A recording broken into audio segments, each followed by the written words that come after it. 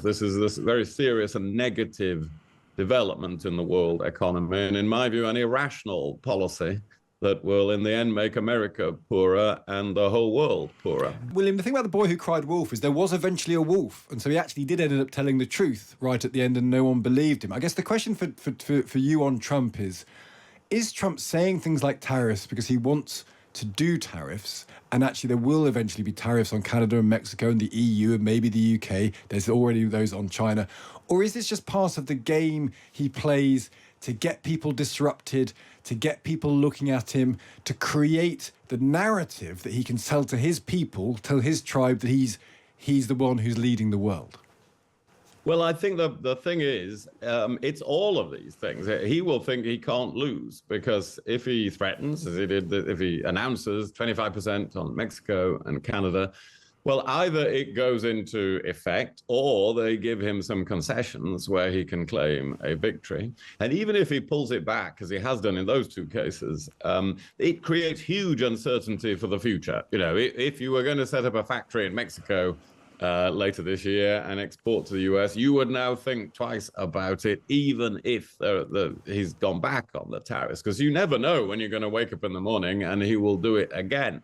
So it does have an effect, even when he's, as you're thinking of it, describing it, crying wolf. Well, actually, it scares people anyway and achieves part of the effect that he's looking for. And it's serious. What's just happened, as you were just hearing, the Chinese retaliation, if this all continues, it does affect the whole of the world economy. A couple of hundred rare minerals being clamped down on by China. Well, that will start to affect production of many items around the world. So this is not just a hoax, you know, it's not just a boy crying wolf. This is this very serious and negative development in the world economy. And in my view, an irrational policy that will in the end make America poorer and the whole world poorer. And that's what I find so interesting, because there's an economic argument that will make America poorer, William, and he doesn't, you know, he got elected to make Americans rich again, to make Americans feel better in their pocket. So that is a consequence to him he can't take lightly, unless he believes he lives in this world in which whatever he says becomes so, and he'll just tell people they're not poorer and that will be enough.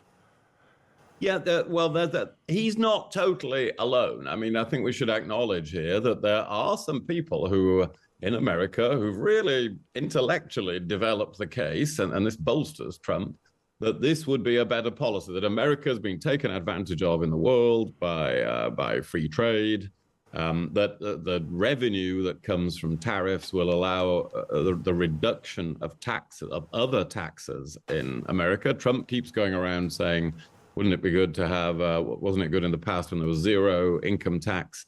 You know, the trouble is, since those days, the state, the government has grown so big that you can't finance it from tariffs on trade. The revenue wouldn't be enough, but he seems to hanker after those days. But there are people who think, no, this is a better economic policy. They are a small minority of all the economists in the world, but because there are a few of them, Donald Trump takes comfort from that and thinks that he's on the right track.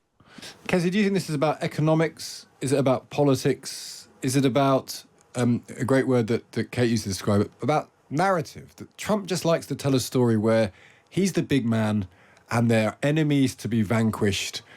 And that's what he wants to do. That's his main motivation.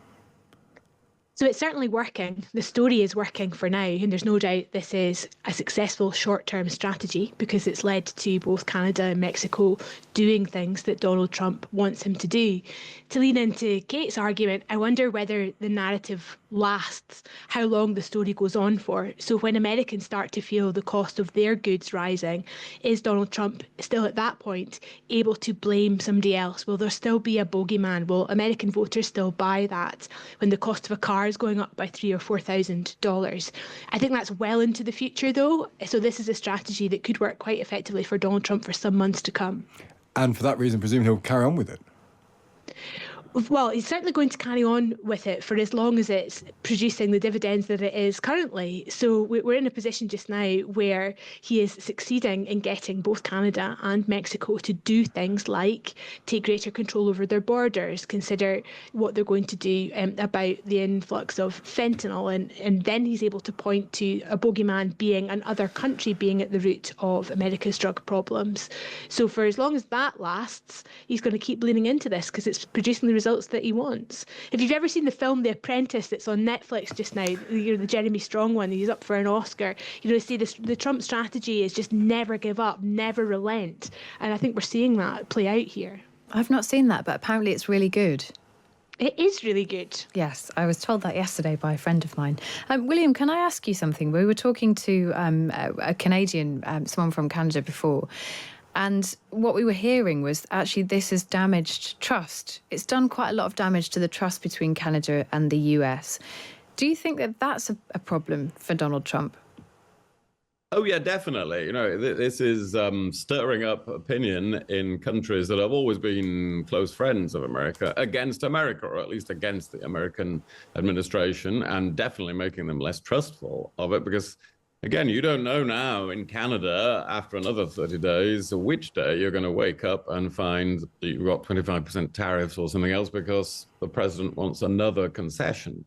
So that will damage relations all the way down the line. And I agree with Kezia that it's a short-term victory. It's a narrative victory. Prime Minister Trudeau has had to phone the president and agree to more patrols on the border.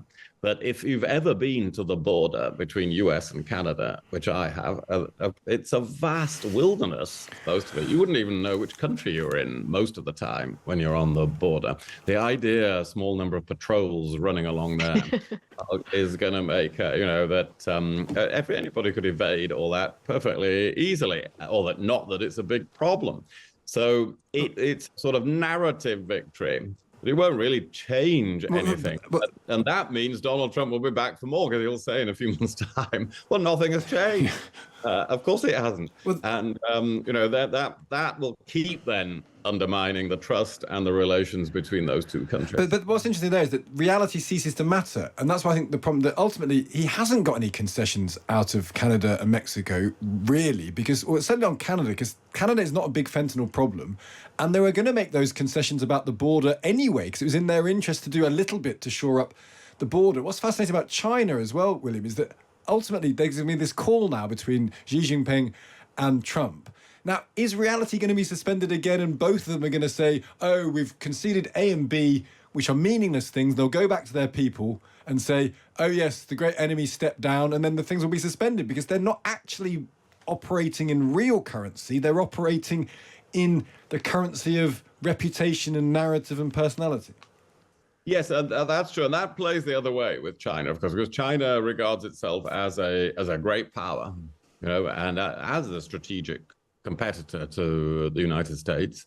And so China isn't so easily going to eat the humble pie of saying, well, we've phoned President Trump and offered this, and he's agreed to pause it for 30 days, which has happened with Canada and Mexico. China is going to want more than that on this phone call. Not that it's coming back in 30 days, but that it's a longer lasting agreement if they made an agreement, and that it's going to stick because, that they're not going to be humiliated in the same way as Canada and Mexico. So that is why it's going to be harder for a deal there.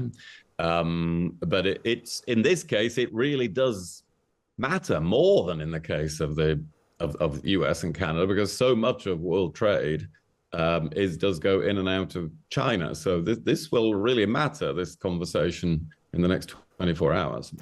And it's really going to matter to the UK. Keir Starmer's strategy to deal with Donald Trump seems to be to sit Britain between the US and the EU. This was his minister Karen Smith on the show earlier. Well, I think our history demonstrates the role that we play both with Europe and the United States. It is a long history of being, an island off Europe that works very well across the Atlantic Ocean. That's a real strength that we've got. I think Keir Starmer's approach to to resetting our relationship with the European Union and very much being on the international stage is the right one. We want to play our part in world affairs as the United Kingdom.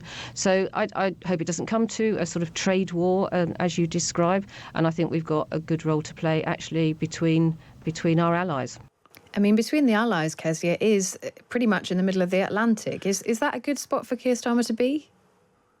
Yes, and it's a role he has to play. And I think actually all the things that sometimes frustrate us about Keir Starmer as a character, as a Prime Minister, work very well for him in this set of circumstances, because he will stick to a strategy, because he will stick stubbornly to the line that he sets, because he won't, flippantly overreact or say something, colourful at the wrong moment. I mean, could you imagine the situation we'd be in just now if it was Boris Johnson still as Prime Minister, and the whim of what he said in an interview could determine the future of all UK-EU or UK-US relations? It's much better to have the strength of character and the type of politician that we have in Keir Starmer at this particular moment, where it is a fine balancing act between being able to court relations with Donald Trump for all the economic reasons that Keir Starmer needs that to work, and also to rebuild and reset what's happening in Europe to benefit the United Kingdom as well.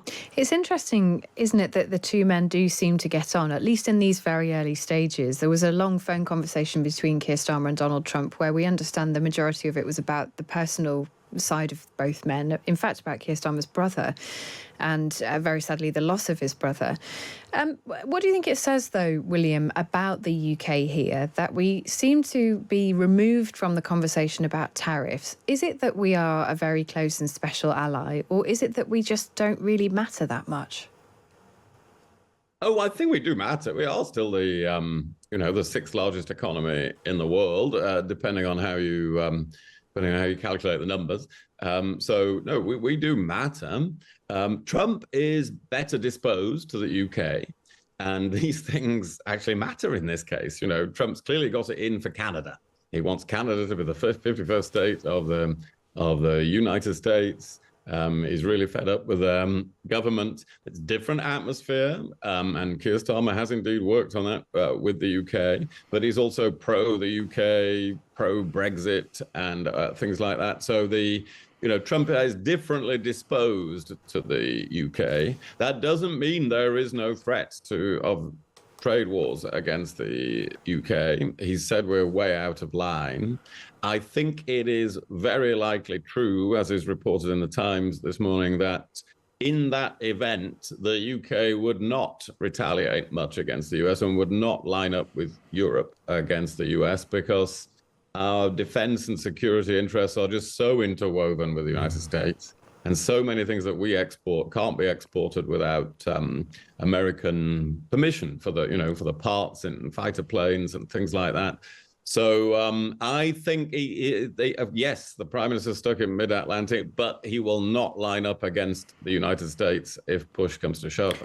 And Kezia, there's an argument about that. There's the argument you just made, you've both really made, that he's doing the sort of diplomatic and the sensible thing. The argument against it was voiced by Dominic O'Connell, based on what some people have said to him, is that ultimately it's pathetic to try and cozy up to Donald Trump when actually, in a full trade war, when tariffs start getting levied here, there and everywhere, our biggest ally is the EU.